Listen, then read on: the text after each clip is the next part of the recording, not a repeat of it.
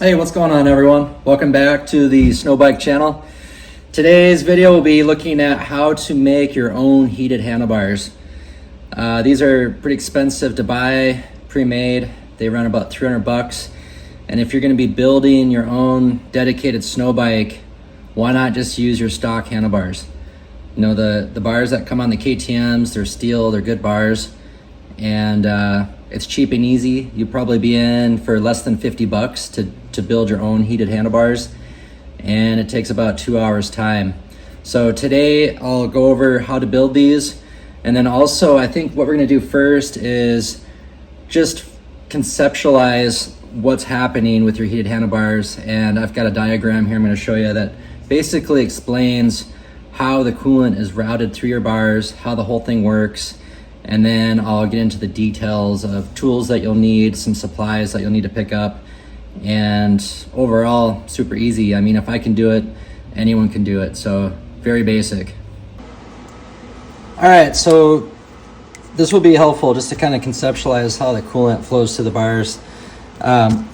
Leaving your thermostat, whatever line you choose to use, the hot coolant you want to direct towards the throttle side.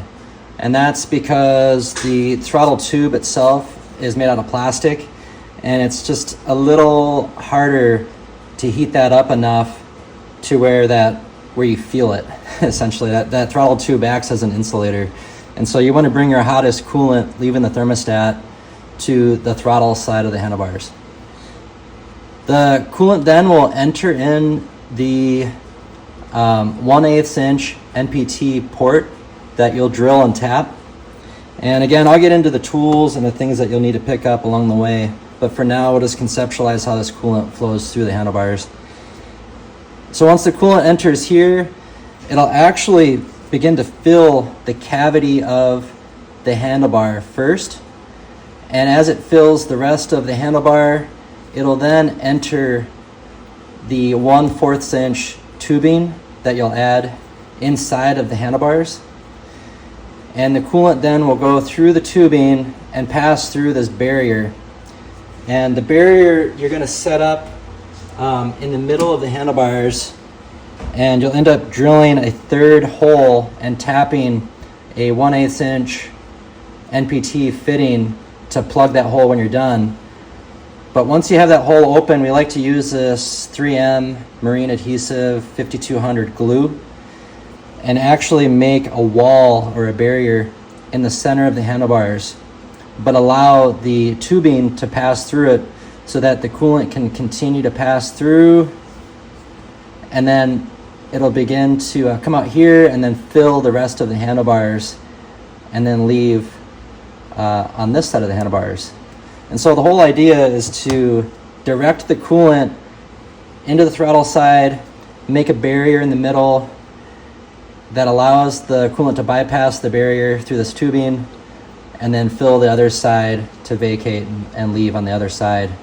It's pretty simple, but I think it's helpful just to kind of first conceptualize, you know, how this works. And what that's going to look like is your inlet port, your plug port for filling with 5200 glue to make that barrier that's going to cut off the center of the bars, and then your outlet port.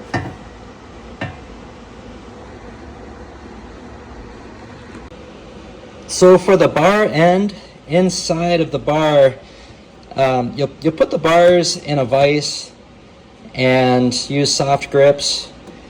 And when you go to thread the handlebar ends, a lot of the handlebar inserts, the threaded inserts that you can buy online, come with a tap. And pretty much all of them are this 5/8 inch by 11 thread tap. And there's lots of videos out there on how to do that. It's a pretty straightforward process. I'm not going to cover that in this video. But inside of the handlebars, you can't see it, there's a plug that is a 5/8 inch by 11 thread pipe plug, and I'll provide a picture of that here, and then your threaded insert will go in next and reside here. And when you put those in, you can use red Loctite, or if you don't have red Loctite, you can use a little bit of Teflon tape and a little bit of pipe thread compound. And there's different types of pipe thread compound. There's soft and hard. I like to use the soft. So that kind of explains the bar ends. Moving over here now, again, you can use any kind of plug that you can find for this 1/8 inch NPT fitting. And you know, there's a lot of different styles out there. This one just happens to be one that has a square. It works well. You know, if you wanted to, you could use something like this as well and plug this center hole. For fittings, there's a lot of different fittings out there. You know, you can use these brass style fittings. C3 uses these push connect fittings. And then the third style is the size 3 AN fittings. And I really like these fittings. You don't use any Teflon on them at all. And they just work really well. The hoses for them are the same style hose that you buy for brake lines.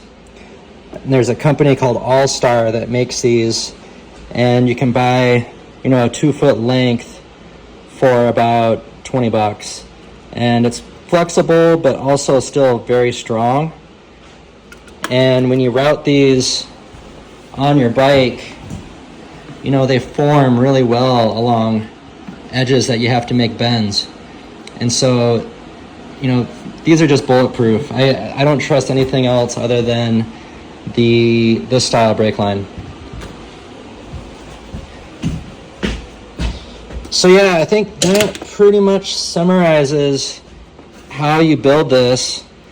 One other important thing to consider is that when you go to set your bars up, while they're in the while they're on your bike,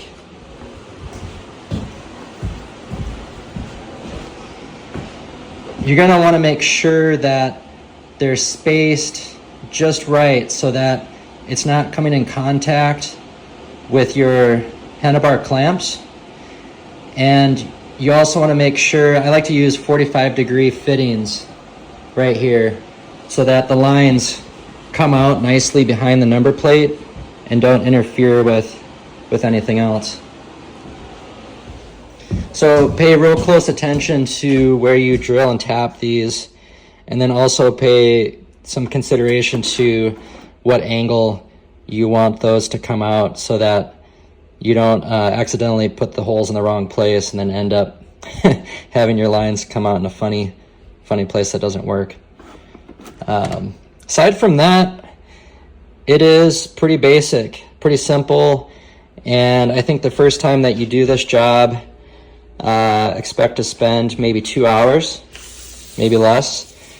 And when you go to put the tubing, that's something I haven't really talked a lot about, is this black hydraulic line tubing. It's actually called pneumatic tubing, but it's a DOT air brake hose. And when you go to put this inside of the handlebars, you want to make sure that you give yourself a little bit of room here in the ends. Remember that you're going to have those 2 threaded inserts, and that's going to take up, you know, a good solid 1.5 inches on the bar ends. And so you want to leave the tubing come up just short of that, so you know it's not coming in contact with the bar ends. And if it does, you know, you've cut them at a 45-degree angle so that it allows coolant to bypass. And one other thing to note is when you use this compound, this marine adhesive,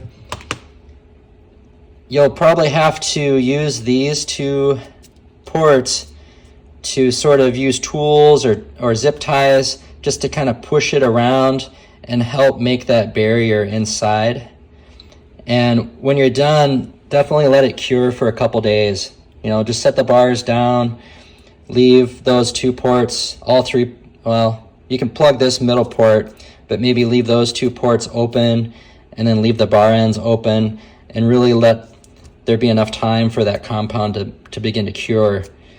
And after a couple days, should be fine.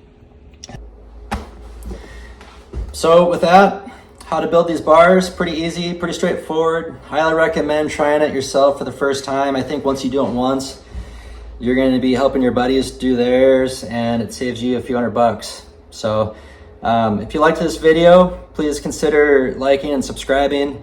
And the plan with this channel is to continue pumping out more content for snowbike related stuff that will hopefully be useful for you guys. So enjoy and happy BRPing.